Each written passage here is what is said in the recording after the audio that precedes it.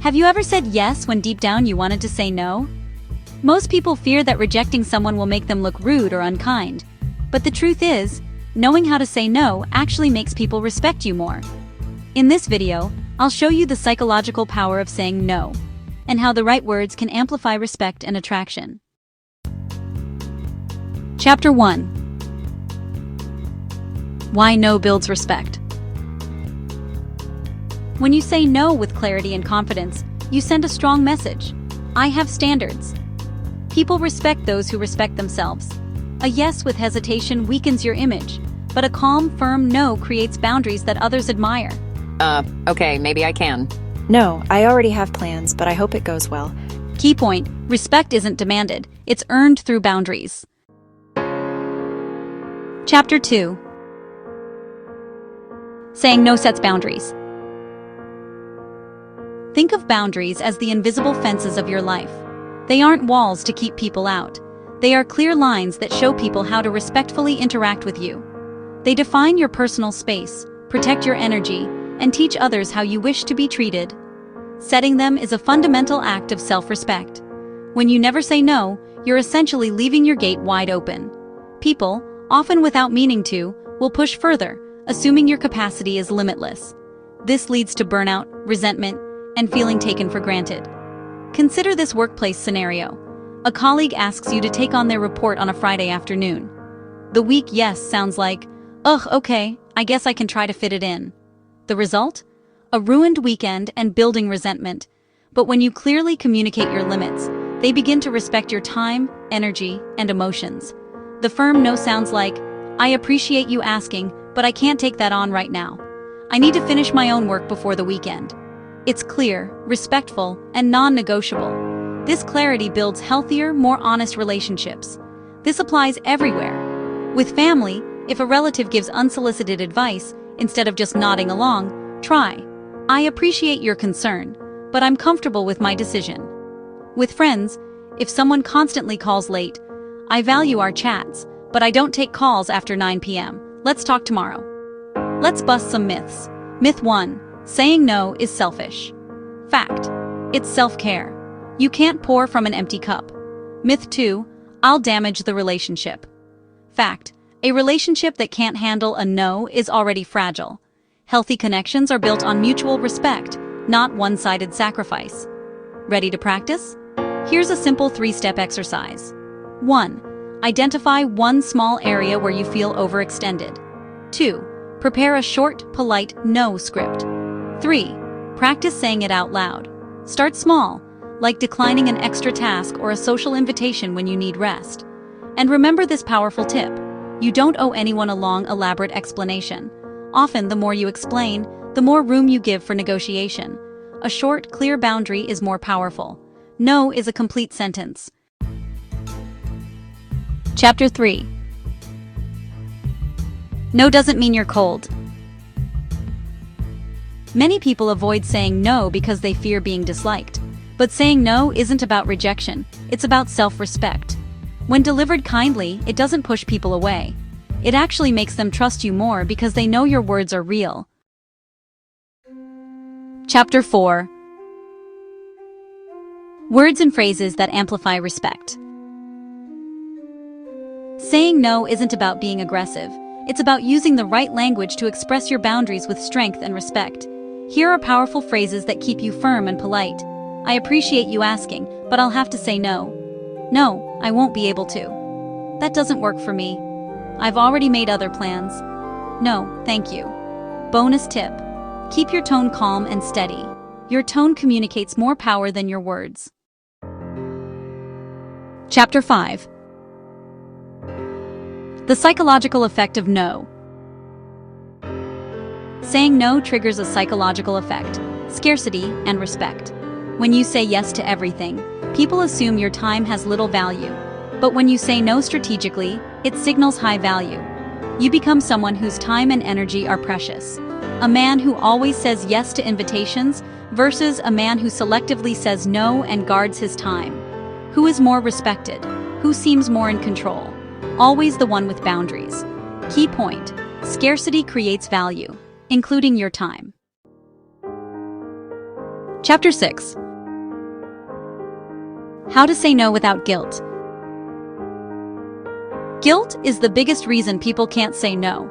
It's that sinking feeling, the voice in your head that whispers you're being selfish or letting someone down. But this guilt often comes from a deeply ingrained, yet incorrect belief that saying no means you're doing something wrong, that your needs are less important than the request being made.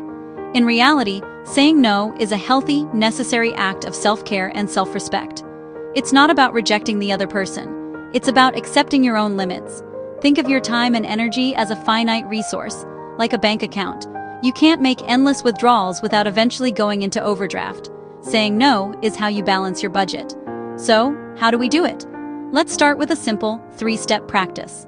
First, when a request comes in, don't respond immediately. Pause. Take a slow, calming breath. This small gap prevents a knee-jerk yes and gives you a moment to check in with yourself. Second, remind yourself of your value. Your time, your energy, your peace, they are all valuable. Saying no protects these assets. Third, use short, polite, and clear responses. You don't need a dramatic speech or a long list of excuses. In fact, over-explaining often makes the situation more awkward and can invite negotiation. A simple, firm no is powerful. Let's look at some examples. Instead of a rambling, apologetic workplace response like, "Oh, I'm really sorry, I feel so bad, I wish I could help with that report, but my schedule is just so crazy." Try a clear and professional, "Thanks for thinking of me, but I don't have the capacity to take that on right now." For a family request, instead of, "I guess I can, but I'll have to move a bunch of things around." Try a warm but firm, "That sounds lovely, but I won't be able to make it this time." Let's bust a few myths. Myth 1. Saying no is selfish. The truth? Saying no is an act of self-preservation that prevents burnout, allowing you to show up fully when you do say yes. Myth 2. I need a good excuse. The truth? No is a complete sentence. You don't owe anyone a detailed explanation for protecting your time. Key point. You don't need to feel bad for protecting your boundaries. Every time you say a healthy no, you are reinforcing the message to yourself and others that your well-being matters. It's not a rejection, it's a redirection of your own precious energy. Chapter 7. Saying no makes yes more valuable. When you say no often, your yes becomes powerful. People know it's real when you agree to something. That's why leaders, high-value individuals, and confident people are selective with their yes. If you agree to meet only when it matters, people value your presence more. If you say yes to everything, your time loses weight. Key point. Your yes means more when your no is respected. Chapter 8. How to practice saying no. If you're not used to saying no, it will feel uncomfortable at first. That's okay. Power is built through practice. Start with low-stakes situations, e.g., declining extra sugar at a cafe. Move to moderate situations, e.g., turning down invitations. Then handle high-stakes moments, e.g., rejecting manipulative requests. Tip: the more you practice, the less guilt you feel, and the more natural it becomes. Chapter 9. Saying no in dating and relationships. In love and dating, people often give too much because they fear losing someone. But ironically, saying no actually increases your perceived value. It shows you're not desperate.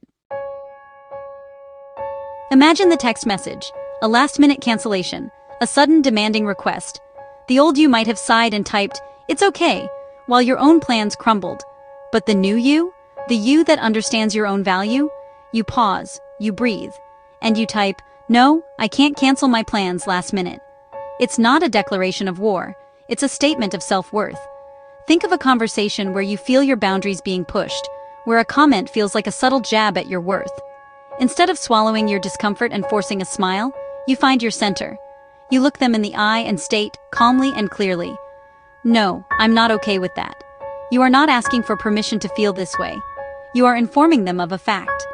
And when a pattern of disrespect emerges, when you are consistently undervalued or dismissed, the most powerful act of self-love is to draw a final, definitive line. It's the moment you realize your peace is more important than their approval. You say, with the full weight of your conviction, "No, I won't accept being treated that way." This isn't about ending a relationship, but about demanding it evolves into one of mutual respect. This brings us to a crucial, often misunderstood truth. Key point. Boundaries make you more attractive, not less. People-pleasing doesn't create attraction. It creates convenience for others. True attraction, the kind that leads to deep, lasting respect, is drawn to confidence. When you have clear boundaries, you signal that you value your time, your energy, and your emotional well-being. You become a person of substance, not a person of convenience. A strong no shows you have a strong sense of self, and there is nothing more magnetic than that. This is the essence of our final chapter. Chapter 10. No is power. Saying no is not selfish. It's an act of profound self-respect. Every time you say no to something that drains you, you are saying yes to your own well-being. Every time you say no with strength and grace, you build your value, your confidence, and your inner peace. You teach people how to treat you. Let's bust some common myths. Myth 1. Saying no will make people dislike me. The truth? It will make the people respect you more, and it will filter out those who only value you for what you can do for them. Myth 2. I need to give a long explanation. The truth? No is a complete sentence. A brief, respectful reason can be helpful, but it isn't required. Remember, a strong, respectful no creates far more admiration than a weak, resentful yes. So let's recap the power you've unlocked. No builds respect by demonstrating you respect yourself. No creates boundaries that are essential for healthy relationships. No increases your perceived value by showing your time and energy are precious. And most importantly, no protects your inner peace, which is the foundation of a happy life. If you found this video and our journey through the art of influence helpful, show your support by giving it a thumbs up. Share it with someone who is learning to find their voice and set their own boundaries. And to continue mastering these skills, don't forget to subscribe to Dark Love Psychology for more insights and tips to help you succeed in love and life. Your journey to empowerment begins not with a grand gesture, but with a single powerful word. Respect begins with your own words. Thanks for watching until the end. See you in the next video.